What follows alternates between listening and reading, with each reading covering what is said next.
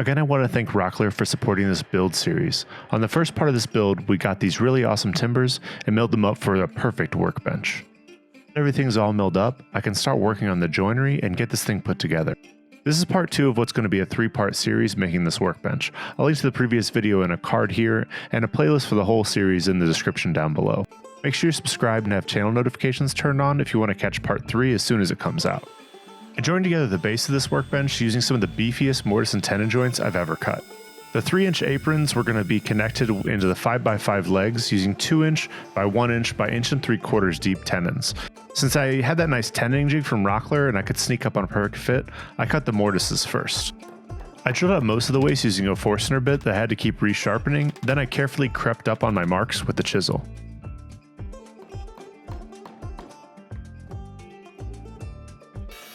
Once I finished cutting all the mortises, I set up my tenoning jig to cut the tenons. I used several different setups for this because I wanted to maintain a few critical dimensions. I first cut all the face cheeks to ensure the faces would be perfectly flush with the legs. And next I cut the opposing cheeks, ensuring they were slightly oversized so I could tune up either the tenon or the mortise after I'd cut them. Then I cut the bottom shoulder of each tenon to the same depth so the shelf on the bottom would be square to the rest of the bench. And finally I cut the last shoulder at the top, on the top side so that it would fit evenly into the mortises. After I cut all the cheeks and the shoulders, I used my miter fence to cut off the little pieces. This is where I really should have backed off the Euro fence on my table saw to avoid binding those little pieces between the blade and the fence to prevent the kickback that ended up happening. I then cleaned up the tenons using a chisel so they would seat properly into the mortises, and I also used a chip carving knife to bevel the edges so they would be easier to install.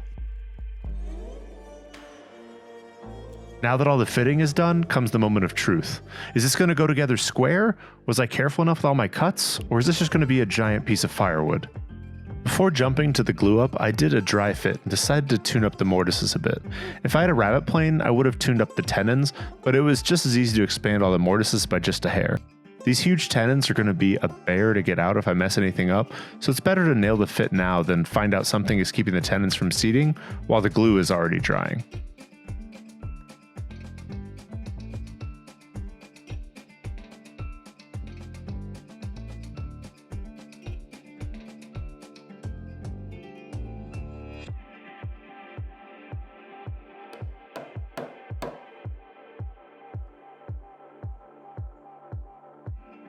I had all the mortises marked for their corresponding tenons, and I applied plenty of glue to each joint and started bashing this thing together. I have to admit, some of the tenons were a bit snug for my taste, but with a block of wood and a 5-pound mini sledge, I managed to get them all together. The fit was snug enough and the shoulders of the tenons were broad enough that once the tenons were seated, I didn't even need to use any clamps. To make the process a little less unwieldy, I first assembled the 2 ends before attaching the long aprons.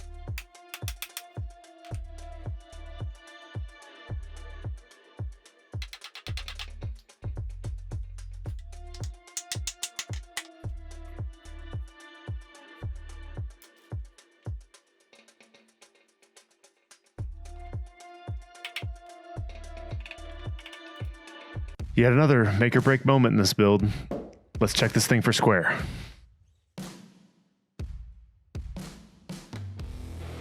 Nailed it. Now, I said in the last part of the video I wasn't a fan of red oak, but I have to admit this stuff was pretty nice. But I couldn't have the main centerpiece in my shop, so obviously such an inferior species of timber. So I burned it. I went over the whole thing with a butane torch until it was alligator skin, and then applied a coat of varnish. I mean, I could have much more easily India inked the whole base, but the show Sugiban would make the whole thing more resistant to bugs and rot, and I got the meme of burning all this red oak. This next part is where I had to make a major audible on this build. I thought that the 4-inch thick slab I bought in Grafton would yield at least 3 1/4 inches after cutting it in half, but there's just so much tension in it that even after I ripped it in half, I was only going to get like 2 1/2, 2 3/4 inches of yield out of the slab. So I made a last minute change to the design and decided to use stacked plywood for the top. I used 4 layers of 3/4 inch plywood and 1 layer of 1/2 inch ply laminated together to give me that 3 1/2 inch top I wanted. I know ply is super soft and it'll get all kinds of nicks and dents, and you can't really remove any material to keep it flat. But don't worry, I have a solution for that, and I'll show you that in the next video that I'm releasing as part of this build series. but at least I could still use those slabs for something. I gave the glue a full 24 hours to dry, and then I took this 8-foot long, 100+ pound beast to my jointer. Don't try this at home, kids, but I use an in-feed and out-feed roller on my jointer to make this a little more plausible of a task. With the carbide tip spiral head, I actually ended up with a pretty decent finish. Then I took this behemoth over to the table saw for an equally daunting cut. Since I couldn't get through the full 3.5 inch depth, I just got as deep as I could, then used a flush trim bit to make everything smooth.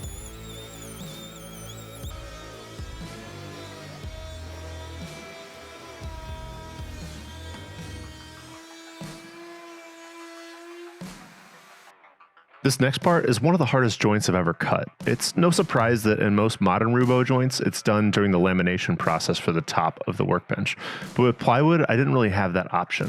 I started by carefully laying the leg assembly on top of the split tops and marking the silhouette of the rubo joints using a marking knife.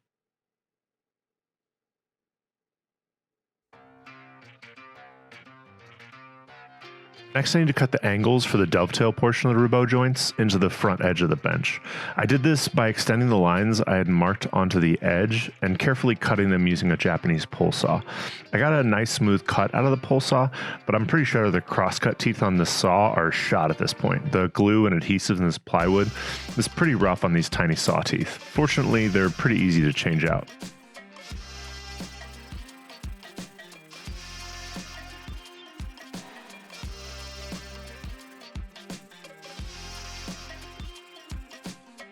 With the saw curves now cut, I deepened my scribe marks and cut through the top layer of veneer with a chisel to avoid any tear out while I remove the rest of the material and also get a clearer line to cut to.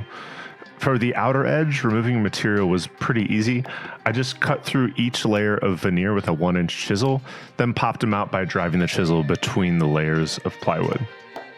It was a painstaking process, but it only took about 15 minutes each. Since I was cutting from the bottom, I left the top layer of plywood intact so I could remove it with a flush trim bit from the top to avoid tearing out the top surface.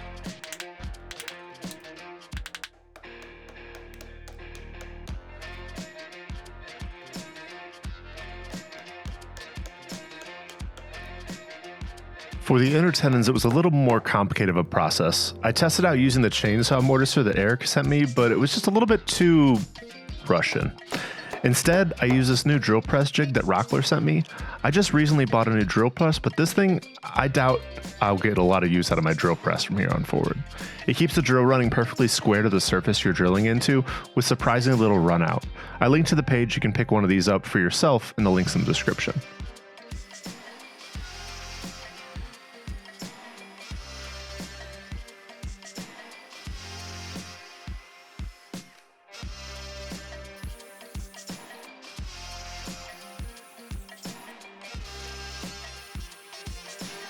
Once all the holes were drilled out, I came back with a chisel to clean up the edges to my scribe marks.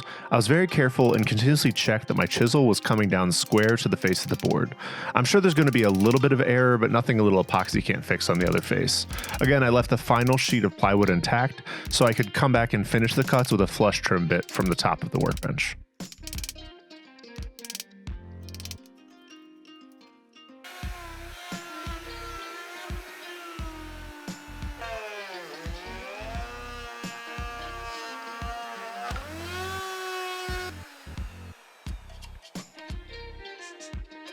After removing the bulk of the material with a flush trim bit, I came back with a chisel and squared the corners. For cutting blindly through 3.5 inches of plywood, the joints fit surprisingly well. They aren't airtight, but I plan on securing them by pouring epoxy in through the top anyway. That will be in part 3 of this build video though. At this point, it's really starting to look like a workbench, and after securing the top and cutting the edges flush, now that all that's left is the fun stuff. In the next video, I'll be installing my vices, putting a finish on the top, and drilling the dog holes, and finishing all the rest of the things up. There's still a bit of work yet to be done. If you're interested in continuing to follow along with this build, be sure to subscribe to the channel with channel notifications turned on. You can also check out my website, Wood.Work.LIFE.com, where I have a web viewer for all of my videos, and there'll also be where I'll be uploading the full plans for this build video, as well as others when this build is done. Thanks for watching. I'll see you in the next and final part of this build, and remember to keep your tools sharp and your mind sharper.